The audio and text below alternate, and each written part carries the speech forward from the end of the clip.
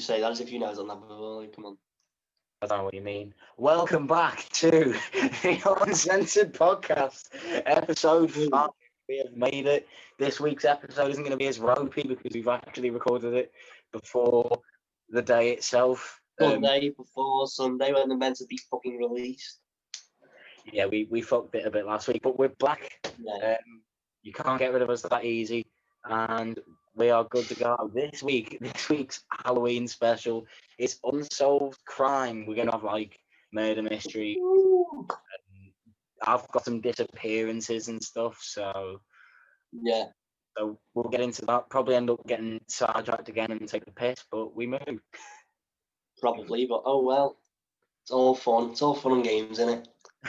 Exactly, bro. Exactly. That's what it is. Yeah. Fucking hell. Right. Do you want to do the usual and go first, seeing as you've got some stuff to share? Do you know what, Joe? I'll switch it up this week and I'll let you go first. Oh, okay. Oh, Yeah. That was surprising, wasn't it? Fucking hell. You caught me out. I'm not gonna lie to you. So, like, because you've got to load up Google and find the mystery that you're looking for. I literally don't know what you're talking about. And I'm definitely not moving my webcam right now so I can see where I'm doing this so I can go back onto the app and Google. Oh, no, not at all. No. No. Don't mean. That's probably not getting cut, is it? That's going to end up saying we're B-Tech, all right? You're just going to have to deal with it. Okay, so I'm going to start with the Bermuda Triangle. Wow. Classic. Come on, then. Because I've always found it really interesting. The idea that there's just this patch of space where people constantly disappear, A, wakes me up, B, is really interesting. I mean, obviously not that people disappear. I'm not saying like, oh yeah, people are on woo. It's just, I'd love to know why. I would love to hear like a solution on it. So, for those who don't know, you probably will. The Bermuda Triangle is like an area of ocean that's just a square. You did just draw a square, yeah. More of a rhombus than a square, but you said triangle. This triangle is an area of ocean as you drew a square. It has literally been 3 minutes. Okay, so the Bermuda Triangle is like a patch of ocean next to Florida where basically any aircraft or ships that have gone over or through it will just disappear. Like, they'll go into it and just disappear straight away. Obviously, there haven't been many cases in a while because once people start disappearing, you've probably got the brains in your head to go, well, I'm not going to go over there. But there were a series of disappearances in the 50s. I think it's 50s, right? Fuck me, I'm not. Yeah, the 50s and 60s. Carrying on to the 70s and 80s and stuff. There's a lot of criticism on it, but I mean, you can't criticize like land, can you? You can't be like, oh, that's not a thing. So, what do we think? First off, before we get into more stuff about it, what? I'm so busy, man. I'm not even gonna lie. What why are they disappearing, Michael? Hit me. Why are they disappearing? Well, firstly, before I go into how they're disappearing or why, have you heard about the Malaysian Airlines flight that disappeared and it went through there? Yeah, that was its disappearing point. That was on my list of the disappearances. Oh, was it? Yeah, but then it also links into the Bermuda Triangle, so I mean, like... It does. It's a nice segue, so it's fine. Yeah. No, but what's mad is, I personally think it's like a bit of ocean where, I don't know, maybe like really aggressive sharks live, and they've just absolutely fucked up the ships, but then that's no explanation. So aggressive that a plane goes overhead, like, right, lunch, like, yeet. No, but I just said, well, that's an explanation for the ships, but I don't know about the planes. I don't know how the planes could just disappear like that. Flying fucking sharks. Sharknado. Yeah. It's weird. It is weird. Because if it was just ships, it could obviously be something in that patch of water. Planes as well is really weird, unless it's some sort of natural. I don't know. That's the thing, like, because the only way you find out is going there, and yeah, and I'm not too keen on going there, to be honest. No, I feel like that's an episode of the podcast that we might not do. Yeah. Nah, but like it's just mad, isn't it? Because like the fact that even scientists, like people who or marine biologists, people who study, they study fucking the sea and they study the air, they study like all sorts of people who are professionals and studying all sorts of stuff, still couldn't even tell you what the fuck's happened. It's mad. It's mad. Like, you'd think someone would have an explanation for it, but like, exactly, yeah. Or like there's at least people on Survivor that goes, oh yeah, by the way, this has happened. Exactly. It's a weird one. It doesn't make a lot of sense. I just had a brainwave. You know, I was saying go there, and then not an episode of the podcast we do, go into the Bermuda Triangle. Do you reckon that's on Google Maps? It is on Google Maps. That's what I mean. I'm looking it up on Google Maps. The Bermuda Triangle's obviously on Google Maps, but then it's just coordinates in the middle of the sea. There's nothing to it.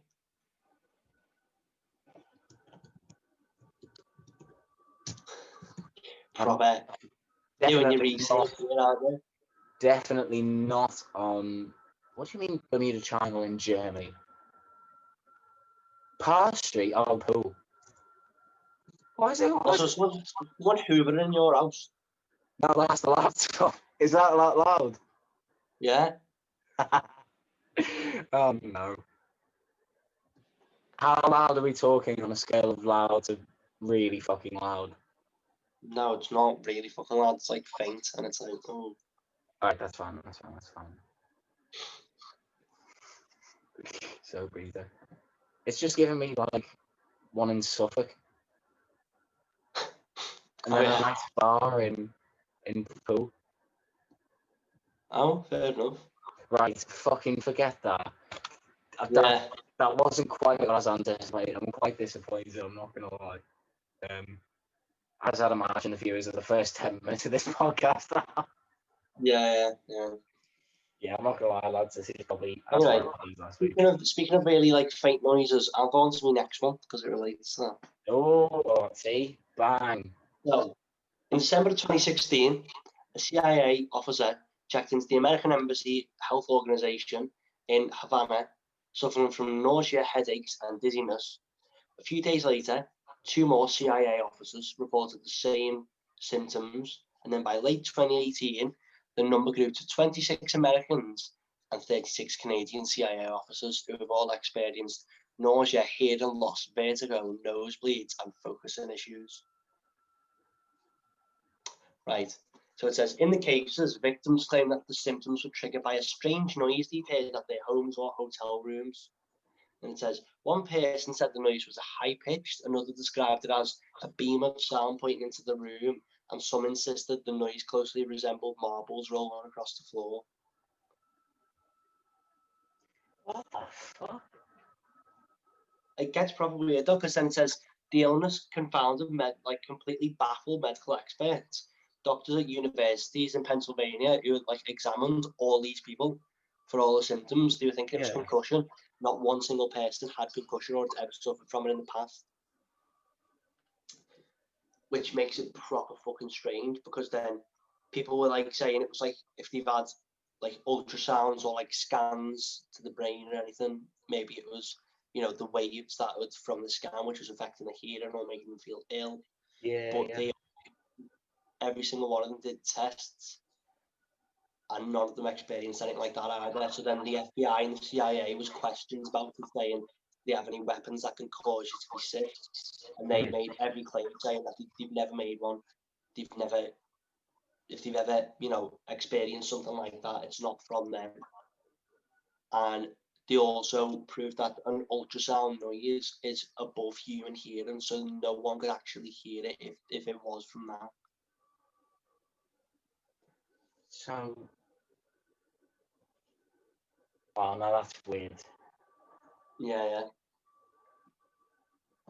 Proper strange, innit? That's really weird. Did they? So they all worked like? Did they all know each other or?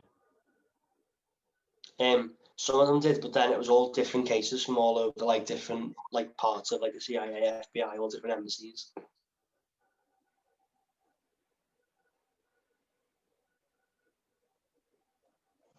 Why? What? How do I end up with my brain being fucked over consistently? Consistency. I can't speak English. Every Consistently week, by me. yeah, you'll tell me something, and I will sit there and I will look confused for the next. Now, well, here's the maddest bit, right? One of the scientists, Alexander Stubb of the University of California, right, says the insect. Sorry, what? Oh yeah, they were talking about cockroaches and crickets and stuff to try and match up the noises, and he said an insect or a cricket is that loud you can still hear it from inside the diesel truck going 40 miles an hour down a motorway, right? And then they paired the noise up what they could hear, and like they made the noise again, paired it up with a cockroach and a cricket, and did the same test, and it's still the same. So you could hear it driving like 50 miles an hour, and it'd just Yeah. be annoying. It'd just be annoying in your head, and it'll make you either throw up, have nosebleed, dizziness, nausea, vertigo. That's some fucking intense symptoms as well. Not like a fucking runny nose or something or a headache. Like fucking. Because I don't want to be that conspiracy theorist. That sounds like some fucking alien shit to me, man. Yeah. But then it says a man in China was also diagnosed with a very same mystery illness, and then ultimately 15 Americans were evacuated from China because of this illness. This is in 2018 as well. Wait, they were evacuated. Were they like CIA or were they just American Yeah, citizens? all CIA, FBI officers and stuff, because it had been happening to them. So they Yeah. were all evacuated, left the scene when one person was diagnosed with it in China. It's always fucking China, isn't it? And then it says, the last bit of it says, while the seemingly airborne cause of these brain injuries is still a mystery, the fallout is clear. The Americans removed 60% of their diplomats from Cuba and expelled 15 Cuban diplomats from Washington, D.C. to get them away from where all people have been diagnosed with it. And then it says, the mysterious sound may still be one of the open shots of a new kind of Cold War. Meaning, because it's never been explained and it could cause fucking chaos.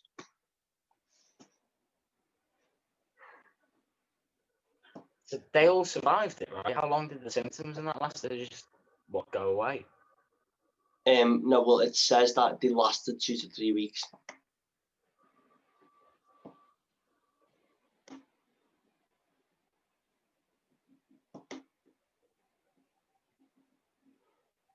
What's weird is that they didn't know each other and worked in different places, but they all got the same. Exactly, and the only link is that they were all CIA and FBI agents.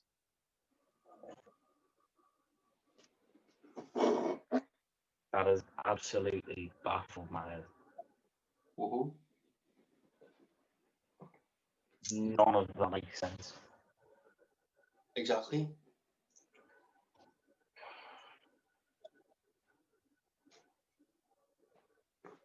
So many.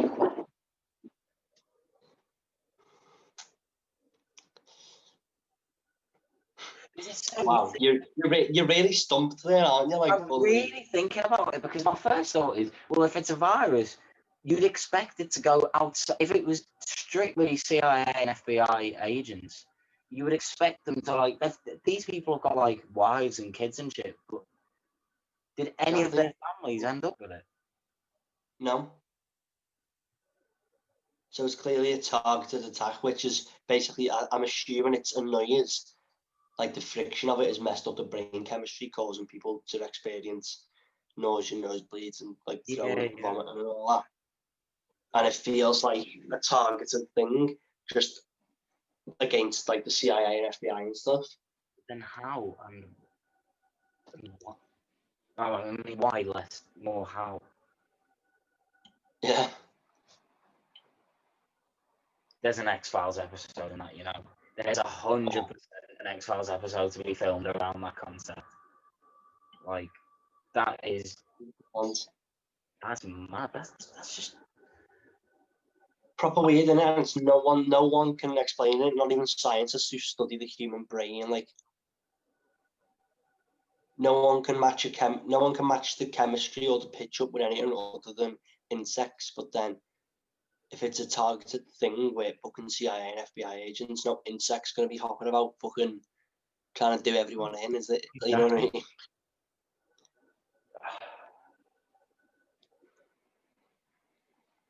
Oh, my head is pasty. Absolutely pasty.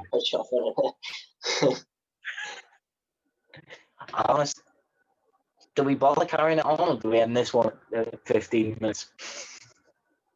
Because my head is baffled. Oh no, I've got a few more. So yeah, I can tell you. I'm not that lazy. Fucking hell, 20 minutes of footage. Well, I mean, go on, hit me. Yeah, you're like, yeah, that's wrecked my head. That'll be fine. Yeah. No, this is fine. This is all fine. I feel like I can't speak the English language, bro. I can't. Our dynamic, I feel like, works better if you come up with this or give the stories more, because I'm not gonna lie, my Bermuda Triangle description, the unsolved mystery here is what the fuck happened to me. Yeah. Maybe the least interesting. Yeah, do you know what? You just hit me with a few more. I'm gonna close my Google tabs right now because your ones are interesting and you actually know how to explain them. So.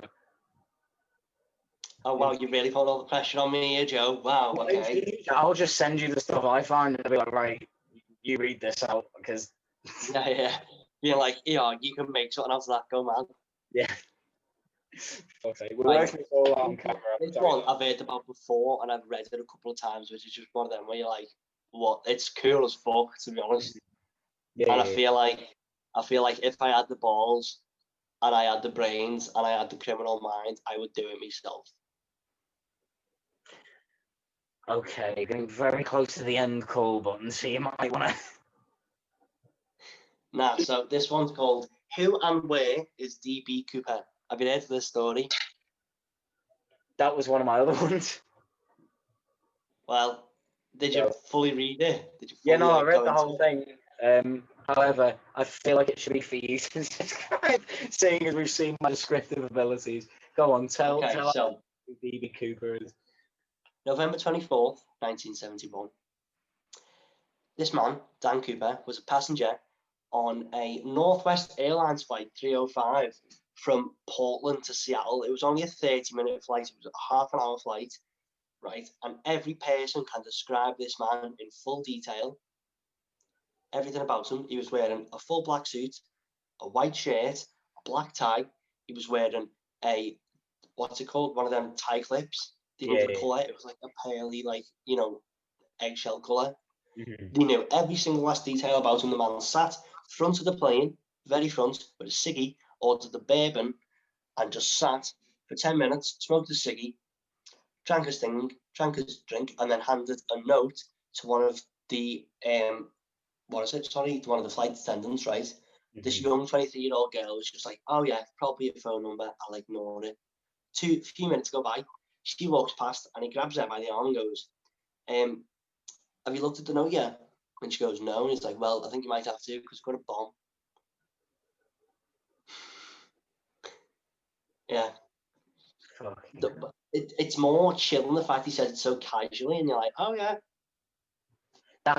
That's why it's kind of that's why the phone section's so off. But that's what's creepy about it. It's just like, by the way, he's like, just let you know, I've got a bomb.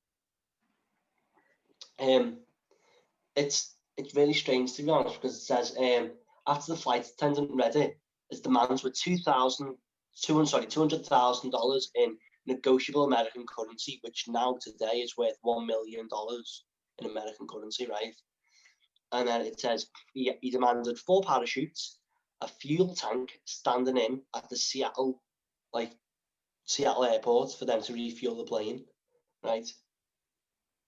And then they rang the airline president, who gave full authority to all of his demands. And they were like, do it, get it done. Okay, so every other person on the plane did not have a single clue what was going on.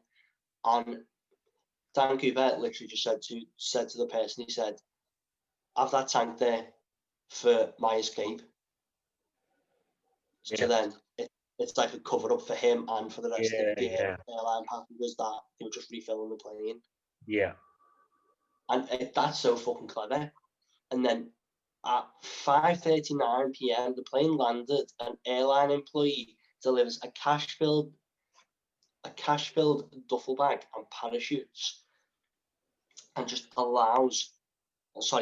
just allows all the passengers to get off the plane, 2 flight attendants to leave, and then during refueling, Cooper outlined his plan to the whole crew. He was like, here's what's going to happen to the whole crew, and all the pilots sat them down, because obviously he had a bomb on him, he was fully in control. Yeah, so they're not going to do anything, yeah. And he was like, we're going southeast towards Mexico. He was like, and then we're refueling and stopping there in Nevada. 2 hours later, the plane took off. When it landed in Reno, Cooper's absence was never noted. He was never seen again. That's mad. That is ridiculous. How did he disappear with $1 million worth of money? Hang on. It gets more fucking mad. No parachute was ever found, and the ransom money was never used.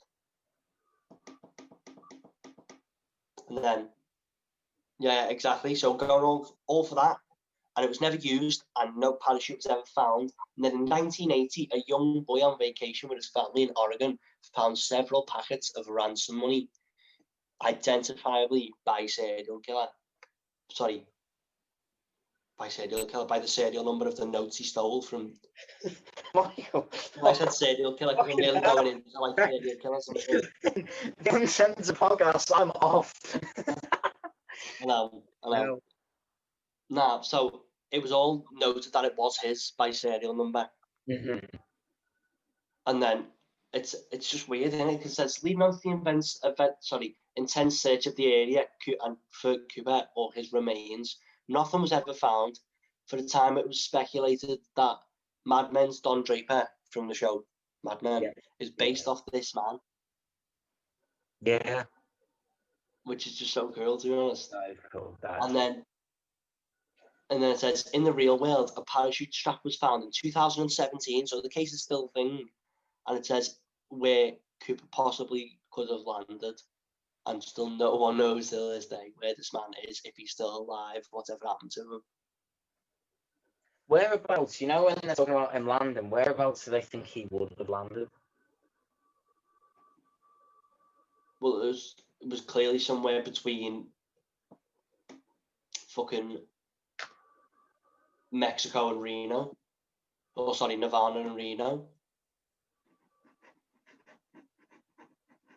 I hate to bring it back to the whole tribe thing that I brought up last week, and I don't want to sound obsessed with cannibalistic tribes or something. You've got a weird obsession with tribes, I think.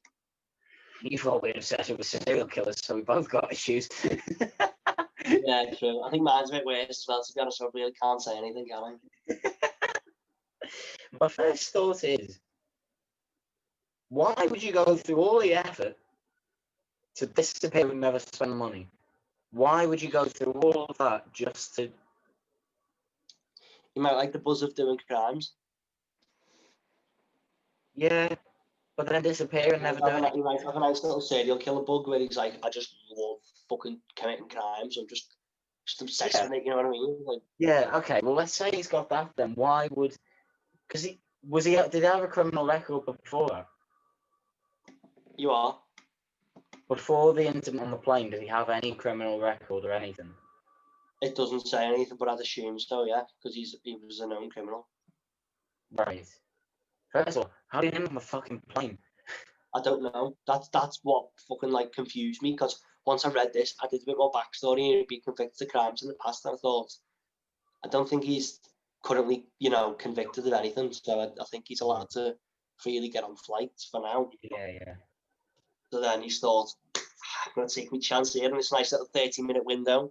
I'll have a bevy and a ciggy and I'll go and kill people. Let's go, man. You know This is what I mean, right? I'd say he has got a criminal record, which you found out he has. So we know he's a criminal. In which case, yeah, fair enough. He likes doing crime, so he's decided he's going to rob a shit ton of money, never spend it, and disappear. Oh, sorry, my key was cold. Fucking hell. Here's my question. If they knew he was a criminal, why didn't they search him well enough to notice the fucking bomb in the first place? I don't know. And I don't know how to get through customs and security with a bomb on him. He get through customs with a bomb? He definitely didn't have one. Definitely No, he didn't at all. I fully don't think he did. I don't think it was all planned for him to go on the plane and say, I've got a bomb, so he could get away with the shit he was doing. Mm-hmm. Okay, so we've answered that. We've answered how he gets the bomb past and why he does it. I just don't get why they disappear. If you enjoy it, you carry on. And he doesn't have to disappear. Like, exactly. Go and hide and come out and carry on committing crime. He literally disappeared off the face of the earth. That's almost weirder than the CIA one, because at least with that, there's probably a reason for it. And it's probably Russia. I honestly don't know. Fuck's sake. I honestly don't know how to explain this one at all.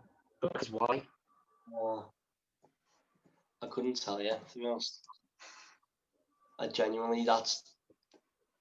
Maybe he was gonna, but then, you know, something stopped him in his tracks.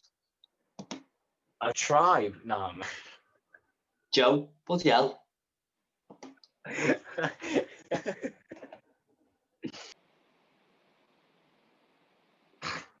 Now, my next story. Yeah, there might have been obvious cut there. I don't know what you mean. The next story is the disappearance of Bobby Dunbar, vanished in 1912. Okay, I'm open.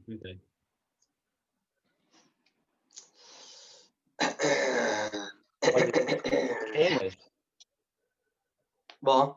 Is he English? We'll get on to that now, Joe. Calm down. Well, I might have a solved already. Oh, Titanic, innit? Oh, yeah, Joe. Oh, yeah. August 23rd, 1912. The Dunbars went on a day trip to Swaz Lake.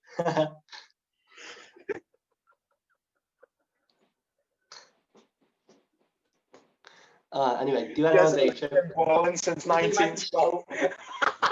It might be Swayze, but it's spelled Swayze, like Swaz. No, we call it Swaz. Jeremy Lynch has been knocked out since 1912. I'm embarrassing National Academy since day one. Swaz Lake in Louisiana. The family played in the water, and then suddenly, little Bobby, poor kid, only 4 years old, completely disappeared without a trace. And then it says, Leslie and Percy Dunbar, who's the mum and dad of the kid, searched everywhere for the boy and were forced to call the police. But back in the day, they were just the authorities. No one actually had a name for them. You know, you were just sort of people who just report your shit and wouldn't do nothing about it because it was 1912. And then the search turned up for literally nothing. And then it says, the local police. Oh no, they were called.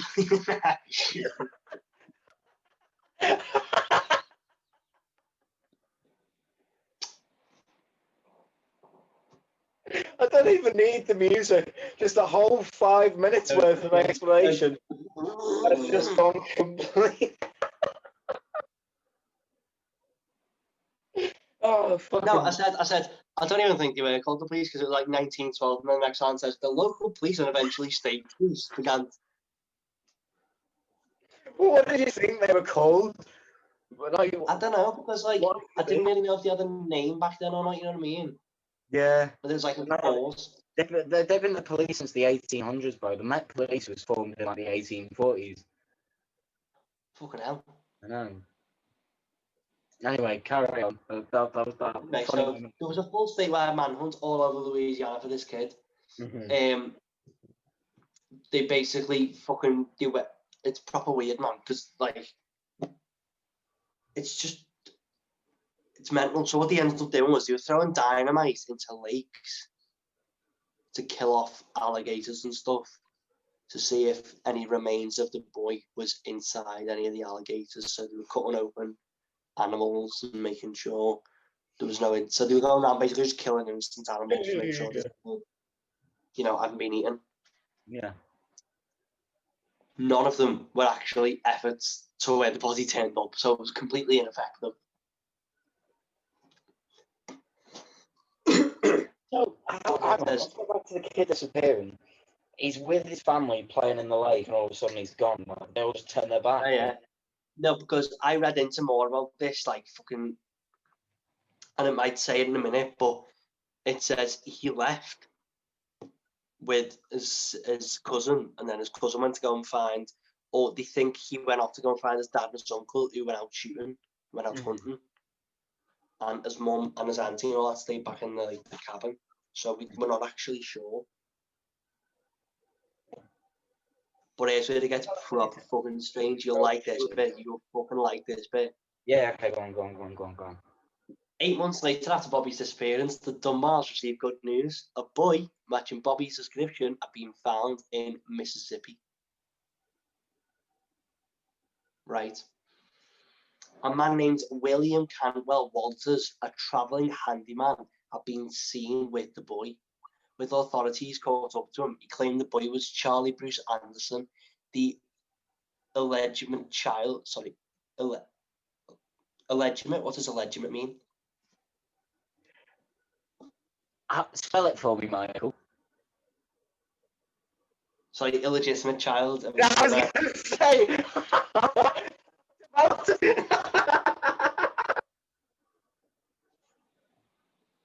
That's 2 in 5 minutes. Oh, I apologise. You said illegitimate. I was like, please don't say trying to read illegitimate. I was, sorry. That's all right. Carry on. Illegitimate child of his brother and a woman who worked at the family named Julia Anderson, right?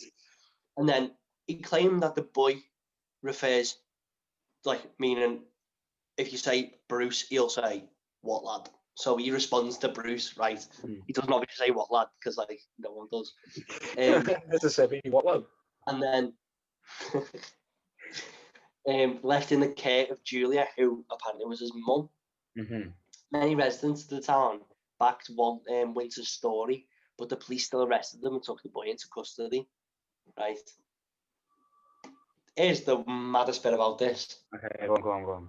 The initial reunion between the boy and the Dunbars. So knowing that this kid was not the Dunbars, the police then took the kid and returned him back to his family home where he didn't know anything about it because it's not his fucking house and it's not their mum and dad. It's not their kid.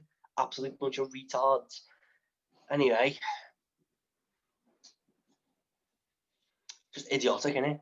It says, the initial reunion between the boy and the Dunbars remains disputed to this day. It says one newspaper claimed that it was joyful and the boy instantly shouted mum upon seeing Leslie. Other accounts claim that both Leslie and Percy Dunbar were hesitant to confirm that the boy was even theirs. How old was he? 4 when he went missing. 8 months later, he turned up. So 4 or 5. So, dead quick, you'd fucking know if it was your... looks like by 4 or 5, right? Exactly. That's the weirdest part about it, because this kid was so blatantly, accurately matching this other kid. Yeah. That it was so completely... The mum and dad didn't even know that it was if it was their kid or not. That's the maddest shit. Did anything happen after he got returned to them, or did he just start living with them? It says the next day after the boy turned home for the night and they bathed him, they gave him a bath. Leslie Dunbar says that he was positively identified moles and scars on his body that confirmed he was her son. Right. The police then allowed the Dunbars to take Bobby back to their home, properly to where the kid stayed. And it says, however, a few days later, the Dunbars had taken Bobby home. Julia Anderson herself showed up, backing up Walter's claims. So the mum of the kid shows up saying, that is my son, give me back my fucking kid. And was backing the other fella's claims. saying, yeah, that's my brother, that's my child. You know, like, he doesn't know any better. He can't tell you, you know. Yeah. And it says, claims that the boy was her son. She then had allowed Walters to watch him for a few days while she was looking for work, and then the few days turned up into months when he hadn't been able to find, when she hadn't been able to find any work. So she had to give the kids up to him, who was a brother. Or I think it was either a friend or a brother, one of the two. But then here's where it gets proper strange. The police then called the Dunbars back, requesting that Bobby to be a part of a lineup to see if Julia could correctly identify her own kid. Right. So She could be. Story. Hang on, the next line says she couldn't identify her own kid. Yeah. He asked whether the boy had been found, but when she was given an answer, she admitted that she was unsure that it was her son or not.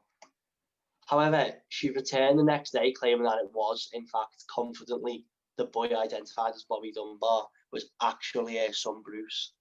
News had already spread through. Also, Bruce, man, fucking hell, what a name.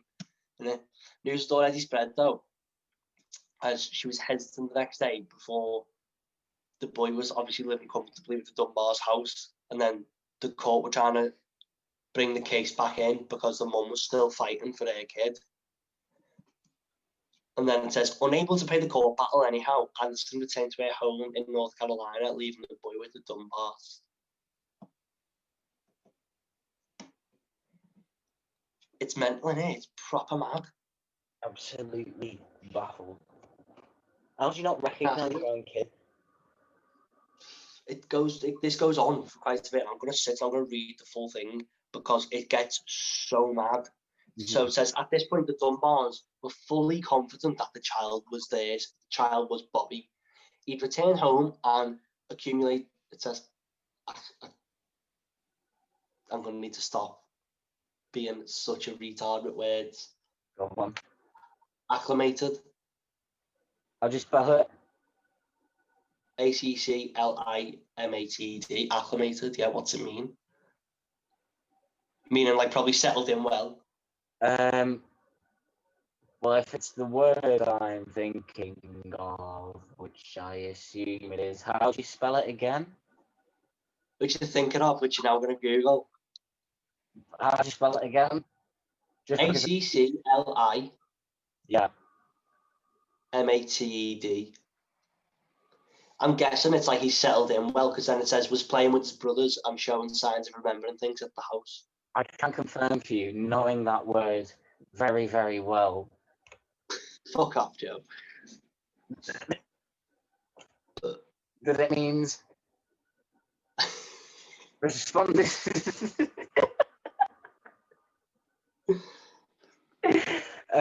Responded behaviour. Just fuck off, Joe. Just fuck off. I said it wrong. Responded behaviourally to a change in environmental factor under controlled conditions. So by that, I'm assuming what they mean is the kid would respond as their child if he had enough time in the house to pretending to be their child. Yeah. Not Bobby responded so well to, all of this. Not Bruce.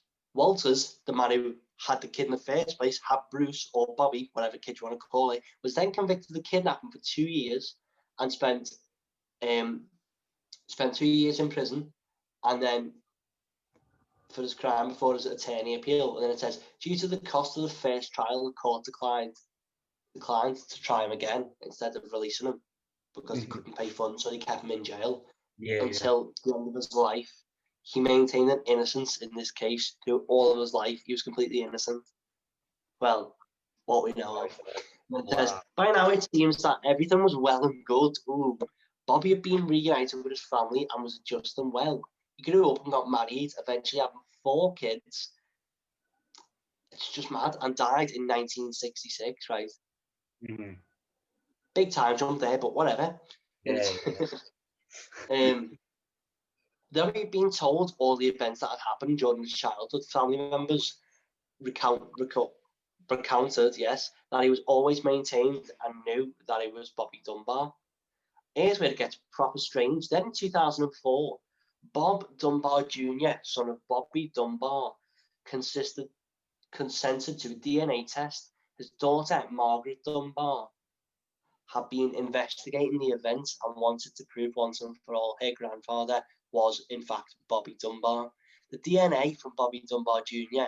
was compared to the DNA from the cousin, the son of Bobby Dunbar's younger brother. Yeah. The test was conclusive. Bobby Dunbar Jr. was not blood related to any of the Dunbar family. And then it says, the boy that Dunbar had claimed to be as Bobby Dunbar all those years ago was in fact Bruce, the son of Julia Anderson.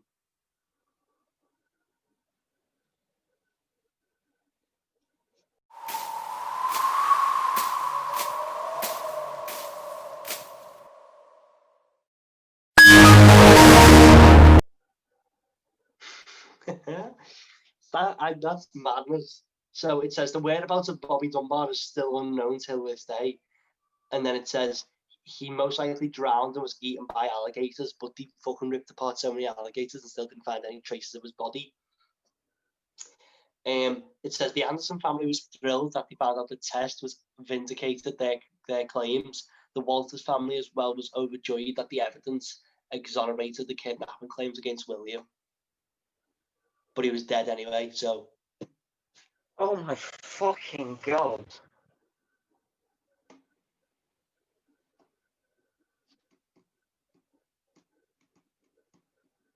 How mad is that? Let's take you and like, you couldn't write that. You, honest to God, could not write that. This is probably, this is so stupid. Listen to this. It says, authorities claim they found footsteps leading away from the lake and that they heard claims from the locals that a suspicious-looking man had been seen carrying him away by the route, but the rumours were never confirmed. The mystery remains unsolved till this day. But if you knew that the locals were telling you all this shit, why didn't you look into kidnapping? Chase it up, yeah.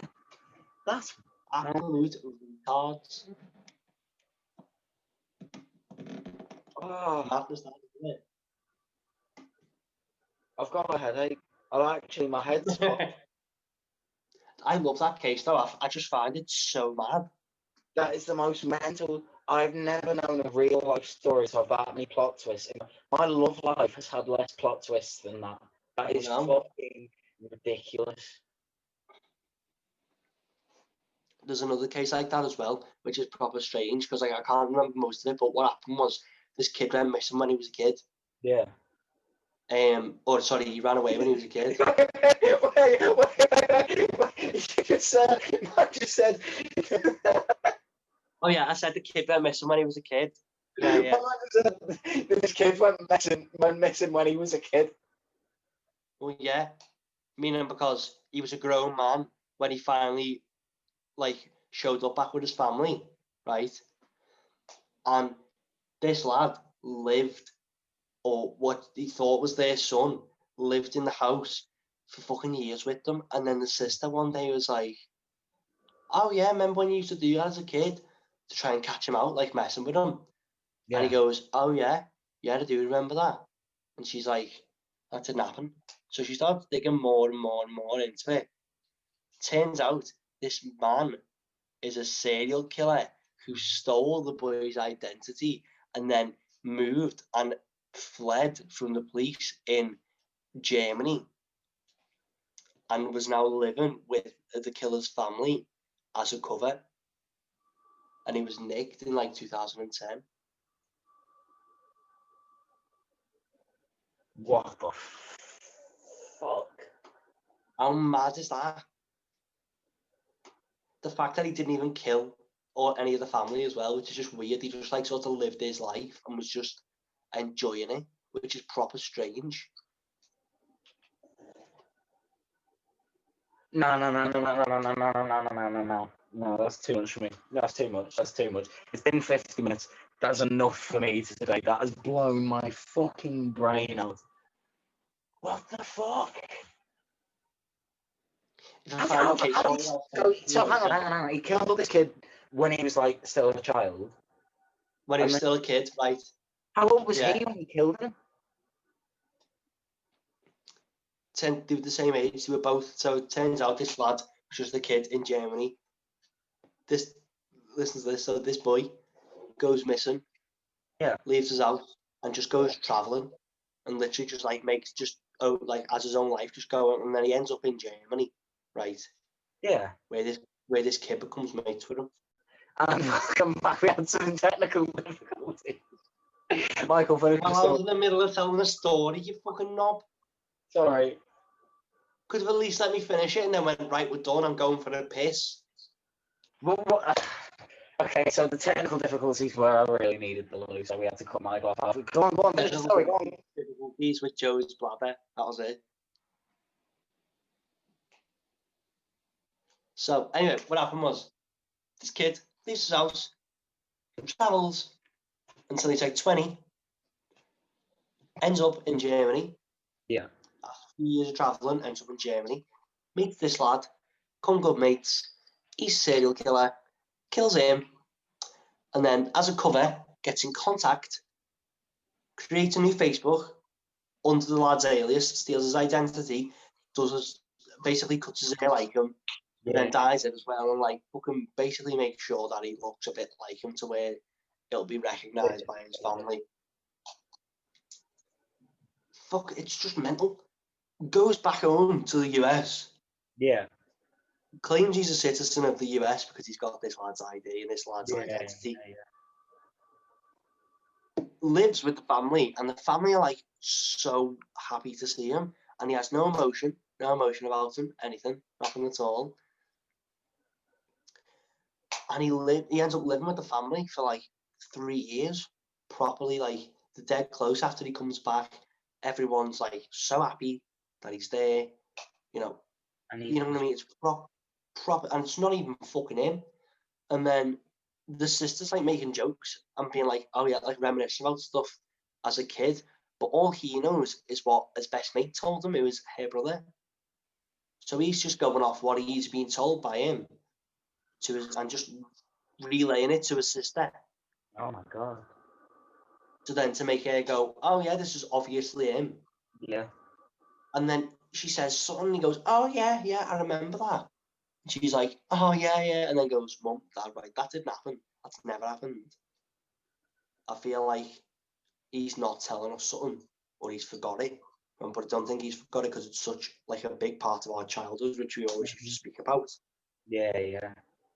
So then they start questioning him a lot.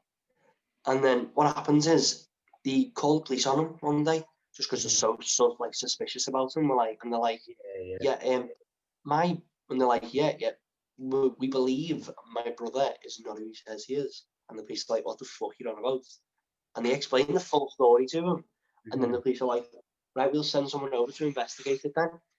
And then they walk in because obviously he's not committed any crime. So the police just come over and inspect the house, speak to him for a bit. And they're like, and he's like, oh yeah. He acts so normally. And he's like, oh, I'm this person. I was born this year. I was born here in this state with these are my family members. This is the name of my mum. This is the name of my dad. This is the name of my sister. This is the name of my sister's boyfriend. Lists everything off perfectly. He goes, I went to this school, this primary school, this secondary school. I had these mates growing up, and it's so to the point that they go, well, yeah, that's literally him. What the fuck are you on about? And then the sister's still not convinced. The mum and dad are like, leave him alone. That's our son and all that. And then the sister's like, nah, fuck off. Do a DNA test. And he goes, yeah, I'll do a DNA test just to basically shut them up. But then goes to the police station by himself, bear in mind. Does the DNA test. They prove it's not him. And then they find out who he actually is because they dig deeper into his past. He gets nicked for some of the crimes and he's living in jail now. Whoa. Imagine that though, like this proper emotional reunion with your son and it's not even him. It's not your son, it's a fucking serial killer. Yeah. And then after years of you thinking, I'm finally got a relationship back with my son, he's not even him and he's a fucking serial killer for murder who could have killed you one night in your sleep. Oh my god. And you just been comfortably living in the house with him as if it was fuck all. Oh my god.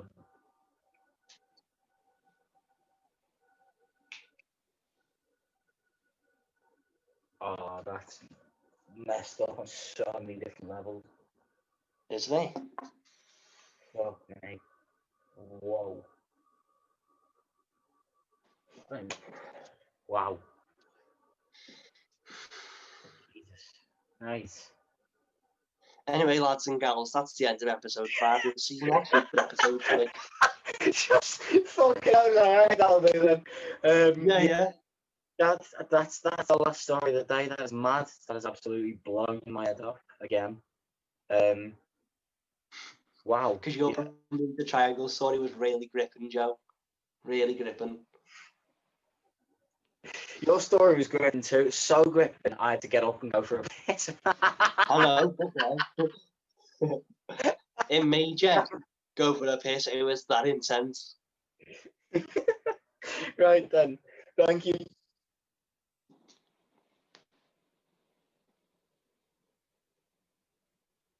Joe, the audio's cut out, you know. I can't hear you. There you go. We're on? Yeah. Banging. Cool, okay. Right, that was an actual fuck it. Forget English. Fuck it. Right, this has been the Uncensored podcast. As I was saying before the mic shut me up because it got bored.